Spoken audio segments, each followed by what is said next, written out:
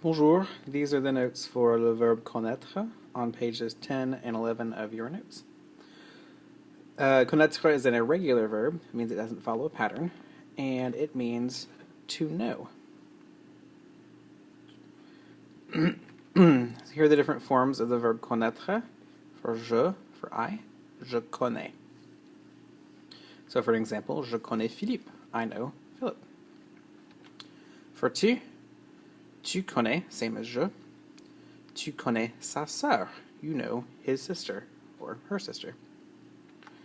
For il, elle, on, il connaît, elle connaît, or on connaît. Sounds the same as the first two, it's just spelled a little differently. Il connaît les voisins, he knows the neighbors. For nous is connaissons. Nous connaissons Québec. We know Quebec, or we are familiar with Quebec. Vous connaissez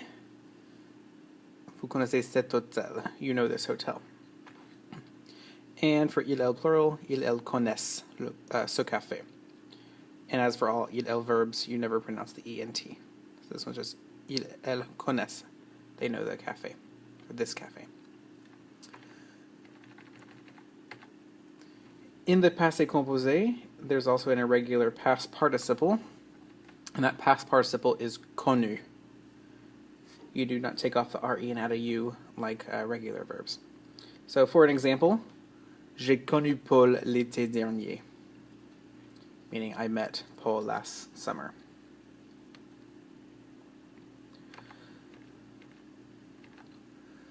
In French, we have two different verbs for to know.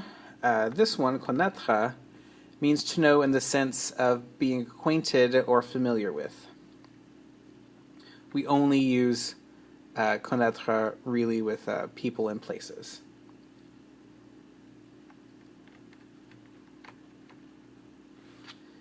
In the passé composé, connaître means to meet for the first time.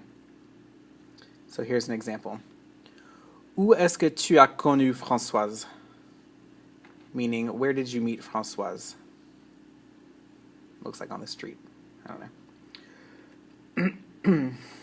And another phrase with the noun form of this verb, connaissance, faire la connaissance de.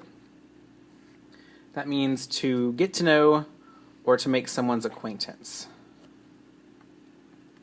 For example, j'ai fait la connaissance de François hier. I met François yesterday.